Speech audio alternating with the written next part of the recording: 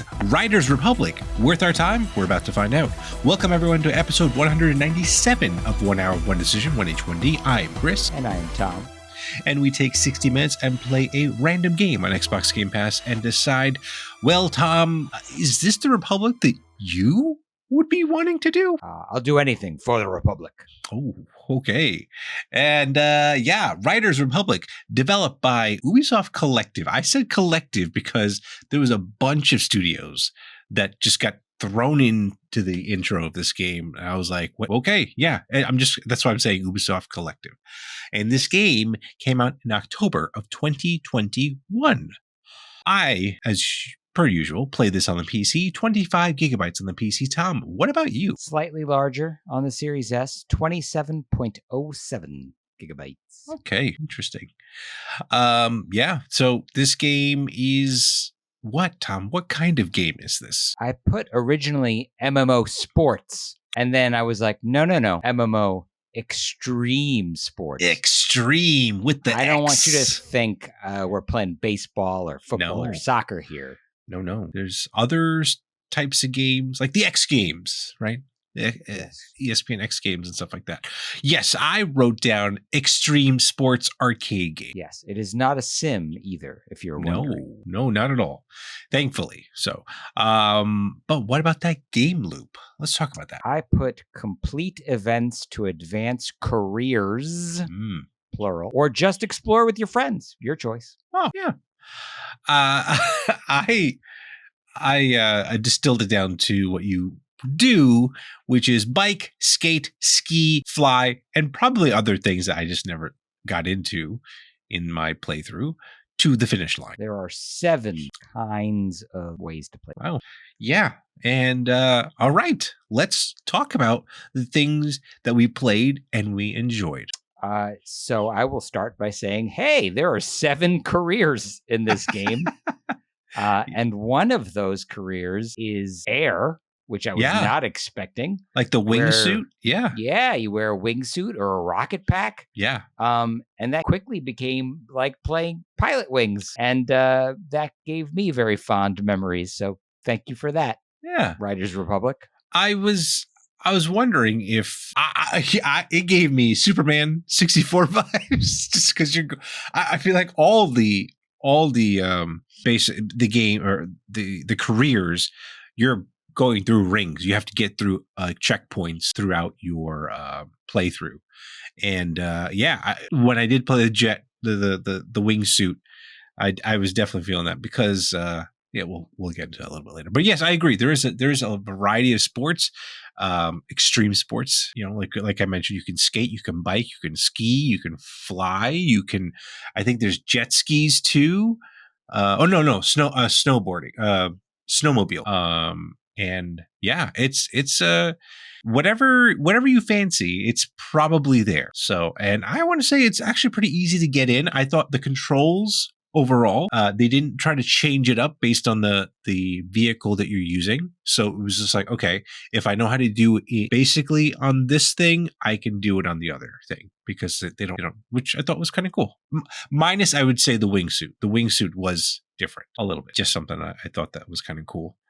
What else you got there, Tom? I think it was a great transition from the intro video into gameplay. Like they're doing an intro, doing a cutscene. Oh, now you're playing. Yeah. And it's fast and makes you sample 3 different sports before anything happens. Like I love that the game is very much a show and not tell. Right. You're off to the races quite literally. And it's showing you how to mechanically jump through the hoops, also kind of literally. Yeah. And it does it, it teaches you how to downhill momentum on the bike, and then you transition and now you're on skis, and it's this is how you do flips. Right. And the flips that you learn how to do on skis apply to the bikes. And, I just thought it was cool. I agree. And I'm glad this had a very arcade feel to it. So you weren't punished too badly. It gave me Forza Horizon vibes. Yeah. And it actually had that recall feature of Forza. So like if you screw up in a place, you can just recall back a certain time and then plop yourself down and go. So I thought that was kind of cool. Yeah, I mean, there was definitely some forgiveness when you're playing, I feel like. So that was kind of cool. And you can play in first person. There's multiple camera options. I did not do that. I only played in the default. Yeah. You can't see your feet, but you can see the, I only did it on the bike. So I can't see the bike. Sure.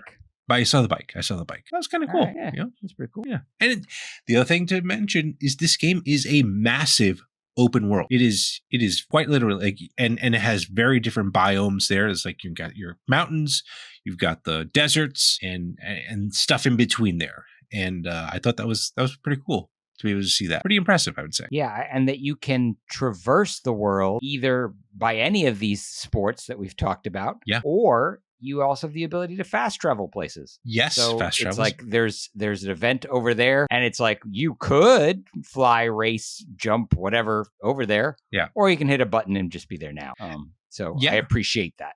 Yeah.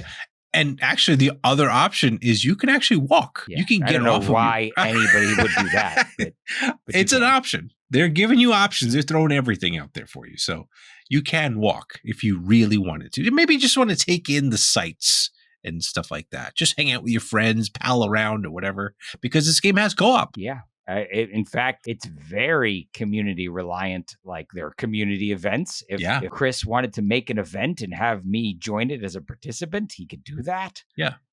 There's tons of built-in content, but this means that players can make additional content. Right? Yeah. And you as the player can play whatever pieces of this you want to, because you aren't stuck going through, let's say, the bike campaign before you can do the air campaign. Yeah. You can do any campaign at any time, whichever one you want. You want to stop in the middle and switch to another one, you can totally do that. It's your choice. It's your republic, some might say. Yeah. I suppose so. You can also play with other platforms. Yeah. This game is available on multiple platforms, and the ability to play with other people outside of the Xbox ecosystem is on by default. Yeah. Which is pretty cool. Yeah. Because this is I mean, at the time of this recording, it's a 3-year-old game. And I think that was still kind of in the early days of like cross-play and stuff like that. So I thought that's cool that they, Ubi was forward thinking in that way. Yeah. So cool. I also appreciate very quickly that you set up the settings on your first boot. And it's very like, these are the settings, and it lets you look at them real quick, but it doesn't bog down the progress at all. Yeah. And they say like, if you end up not liking what you picked here, you could totally change the settings. Like, don't worry about it. That it did cause me to be a little nervous, because I was like, but then I did read a little bit more, and it was like, hey, don't worry, you can change it after. I was like, okay, cool. Yeah. So in a way, it's like they gave you kind of the accessibility. There's definitely a lot of accessibility options in this game. Absolutely. Overall. So yeah. that's if also you're colorblind. There are multiple options there. Yeah. Lots of text to speech, I think, is on by default. It is. I don't like it, so I turned it off. But that it gave me the option to turn it off like right within the first 20 seconds of starting up the game. I appreciate it. So yeah, for sure. All right. I'm good here. If you want to mosey on down to our dislikes. Yeah. Number one, you need to have Ubisoft Connect to play. I learned very quickly. I wanted to start the game, and the game is like, ha, you better have an Ubisoft Connect account. Yeah. And if you don't have one, you literally cannot play the game. So, I mean, this is an always on kind of game. Yes. So it is just to be aware, you cannot play this game solo. There will always be someone around. Yeah. I don't like that it's online. I'm a single player person. Yeah. And you are perpetually online watching other people be better than you. Yeah. That's disheartening. If you'd rather have a solo game, this is not it. Yeah. I don't know about you, but the intro was pretty good. It got you through, like you said, gave you a variety of stuff like that. I had the experience where it was like, I got to do something on a bike, and then it told me to go to this next event, but then like it took me to something completely different. I was just very confused about like the progression in this game, and I think it's just because it's like, it's one of those things where, like, not analysis paralysis, but like just the variety. I was just paralyzed. Like, what do I want to do next? That was just something I was like, I don't know. And on top of that, which I know you touch on in your notes here, certain activities are behind a paywall, and you don't know that. They give you a little taste, like for example, skating, which I thought it was done pretty well. Like the implementation of it definitely gave me like Tony Hawk vibes, maybe a little easier, but it was like I felt pretty good playing it. And then it was like, it's like, oh, you want to continue this career path? You got to pay for the rest of it. I'm like, are you serious? That was very frustrating. Well, it's Ubisoft. No big surprise. They're trying to sell you everything in all different menus in this game. Oh yeah. Not just from the home screen. Like everywhere you click, there's something to buy. And the other thing is it didn't teach me at all like how to collect and use like the free currency that you get from playing the game. And I don't think that's by accident. I think they very much want you to go, oh, I think I have to buy, in-game, money. Yeah. This currency I'm accruing is worthless. Yeah, it's pretty slimy, I gotta say. Because I think there was this, I think the snowmobile option is also behind the paywall, and it was just like, obviously we're coming into this game 3 years after, so there's been seasons, because this is again a live service game, so there's going to be seasons and stuff like that we've missed, which you could still purchase, but it's still like just felt a little slimy to me. I'll just say that. And then like for me, like in the gameplay, while I did say that the game is pretty forgiving, the thing that just frustrated me the most was like, especially when I was doing those downhill bike things, literally crashing at the last minute when I'm like just about to get to the finish line, and losing all that progress is just so frustrating. It's not a game thing. It's just me being incompetent. But I just didn't like that. It's not a good feeling. It's not a good feeling. Restarting events was just frustrating. So you know what's also not a good feeling, Chris? What's that? Losing connection to an online game, getting kicked to the title screen, and then having to start the whole game over because you hadn't reached the first save point yet.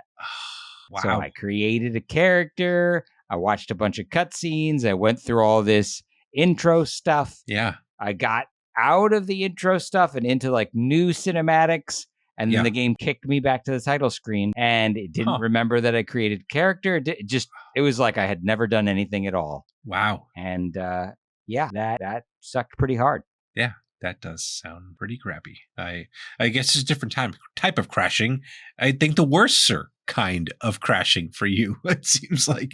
But actually, you touched on customization. I thought that was okay in terms of like your character. It felt a little limited.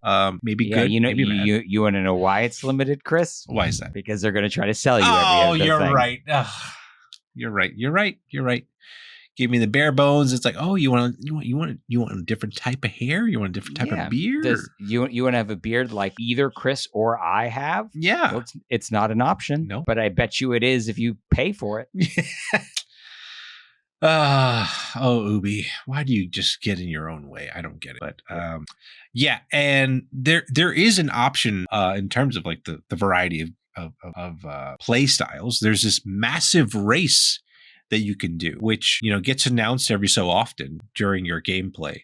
And I was like, let me try to check this out, because I think it's like 20 or so people that race in this thing, and I was like, okay, that's kind of cool. I think that was like in their whole marketing campaign was just like how like massive bike races and stuff like that. All right, okay, cool. So I tried to get to one, and there's no timer or anything. Like, at least I don't see it, unless you have to open up the map to see the timer. But like I'm trying to make my way to it. I feel like the nav system wasn't great, but and then I literally missed it, and it was just like frustrating. It was like, because like it told me to go this one way, but I was on a bike and I couldn't go that path, and then so I tried to walk up, and it just took forever. I couldn't do it. It was just like, all right, forget this. This is going on my dislikes. So what else you got there? Not too much. I guess I got a little frustrated with having to redo the tutorial, and like there's parts of like the first part where you think you need to jump and stuff like that because maybe the rings are up in the air, but it hasn't taught you how to jump yet. Right. And then it doesn't really matter, but I felt like it was weird to show me something that I couldn't attain during a tutorial. Like it doesn't make for a good tutorial. No. I don't know about how you felt about the characters that you I guess interact with. I felt like they were just very ham-fisted in terms. I mean, I know it's just like kind of like a whatever game, but it was just like, hey, bro. It just felt like Steve Buscemi in like just how's it going, dudes? It's like, come on, man. You're not that. It just felt weird. They were voice acted pretty well, but it just like their character designs and stuff like that. Would just like they were trying too hard to like. I agree. I understand what you're saying, and I agree with you. It did feel very like over the top and absurd, but I think that's what they were going for. So I maybe can't really fault them on that. Yeah. So that was just my thoughts there. Okay, if you got nothing else here, shall we get to our other thoughts then? Yeah, let's keep moving. How Long to Beat says this game takes about 18 hours to complete the campaign. Pretty sizable. One of them or all of them? I don't know. That's a good question. Because maybe just the initial minus all the DLC and season stuff. Yeah. Okay, fair. So, which is still pretty large. Like even if you divide that up against 6, right? Because if skateboarding is separate, then 6, and it's like 3 hours per campaign. Pretty good. I didn't get a chance to actually test the game on my Steam Deck or whatnot, so I'm not able to report on if it is remote compatible and if your game transfers over between PC and Xbox. But you guys can let us know. That'd be cool too. What you got here, Tom? Other thoughts here? Okay, so I read that the game suffered from multiple delays at launch, and then Ubisoft tried to make good on that with lots of DLC and stuff afterwards. But I didn't realize that you have to pay for that skateboarding. I put down the skateboarding was added here in September 26, 2023. Oh, it was added. Yeah, it was added, but not added. So like added for a price. Yes. If this game feels familiar to you at all, Chris, it is developed by the same team that made Steep, using Ubisoft's proprietary game engine, Anvil Next 2.0. Oh. I also discovered that we were talking about the national parks and things that are in the game, the 7 different biomes or whatever. Yeah. Those were actually crafted using GPS data. So it's the actual parks. And what they did is they just kind of smashed them all together into one big seamless world. So wow. That's pretty cool. Yeah, it is pretty cool. Even like trying to stitch that all together, that's pretty impressive, And knowing that if you're down in the canyon near, that's a real canyon that you're down in. Yeah. Yeah. Cool. I was like, this game definitely looked like an Ubi game. Like it was like I was like I thought this was using the same engine that the Division was using, but apparently it's not. There's another engine because I think that's called the Snowdrop engine. And so Anvil Next, I don't know, like you said, I guess that's used by Steep. I don't know what else it's used on, but but it's got that look and feel that they are known for, I guess. Yeah, it definitely does. Yeah. All right, cool. So, Tom, we got to figure out, are we keeping this game on our respective hard drives or are we crashing this right into a tree and not recall it? Why don't you start, Chris? All right, cool. You know what? I did have fun in my hour, but honestly, that paywall stuff just really rubbed me the wrong way because I just felt like I was like playing a little bit of maybe like whack-a-mole or like a really rigged carnival game where I'm about to like do something and then it's like, oh no, sorry, you got to pay for that. It's like, oh God, get out of here. I don't want to do that. So for me, while I had fun, it was kind of cool. It was a different type of game from Ubi, which I appreciated. But I'm probably not going to go back. What about you, Tom? So I, as you know, had a very rough start here, losing all my progress up at the front and having to redo it. That said, because the game moves so quickly, and I was able to skip those set of cutscenes the next time through, right? I do feel like I barely scratched the surface of what this game has to offer. I think it's easy to pick up and play. some missions. Like you don't have to play for hours and hours and hours. You could play just play one campaign or just play a couple of missions in one campaign and then put it back down. I did not run into that paywall besides them trying to sell me cosmetics all the time. I didn't run into actual like gameplay paywall. So I think I'm going to keep it for now. And see how it goes. No promises that I'll, actually play it. Right. But I'm not in a hurry to erase it. Fair enough. This is like the second time though you got kind of screwed by some sort of save system getting corrupt or whatever, huh? At least. So when you hear me say that I love a game that autosaves constantly, or I love a game that gives me the option to save constantly, know that it's well founded. Yeah. It's not arbitrary. It's not because I'm just a stickler for saving. Yeah. It's because when you lose all your progress, it really, really sucks. Yes. And no 100%. Matter what you're doing. 100%. Cool. So those are our thoughts. Let us know what you think of this game. Follow us and say hello on Twitter or on Threads at TC1H1D. Shoot us an email at TC1H1D@outlook.com. Check out our next streams on Twitch at twitch.tv/1H1D. And hey, you might be watching this on YouTube. And if you are, maybe send us a comment down below. Maybe tell us what your favorite extreme sport is. And hopefully it's not behind a paywall. That'd be great. 1H1D is part of the QTV network. If you like any great gaming content, like we have other reviews on the YouTube channel here, be sure to check it all out at quitthebuild.com/network. Now, yes, Tom, we are very close to episode 200, by the way. Closing in, zeroing in even. And but before that, we've got to get to episode 198 and figure out what that is. So, surprise button, tell us what we got. Here we go.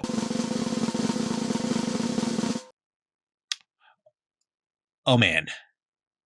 Yes. It's a throwback. Uh-oh. I think. Ninja Gaiden Sigma 2. Yeah, that's old. Okay. Well, we're playing that next, Tom. And that is it for this episode. So thank you so much, everyone, for tuning into this one.